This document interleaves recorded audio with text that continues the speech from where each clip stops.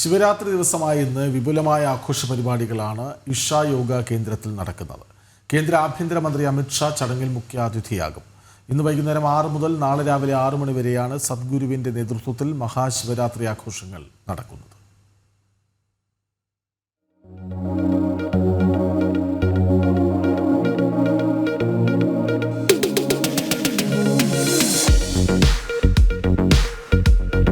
ആയിരക്കണക്കിന് പേരാണ് ശിവരാത്രി ദിനത്തിൽ ഇഷ യോഗ കേന്ദ്രത്തിൽ ആഘോഷ പരിപാടികളിൽ പങ്കെടുക്കാനായി എത്തുന്നത്.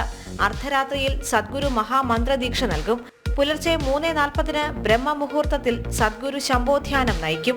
ഭൗതികമായ പ്രകൃതത്തെ മറികടക്കാൻ ആഗ്രഹിക്കുന്നവർക്ക് ആധ്യാത്മിക സാധനകൾ ചെയ്യാൻ ഉത്തമമായ സമയമാണിതെന്നാണ് വിശ്വാസം.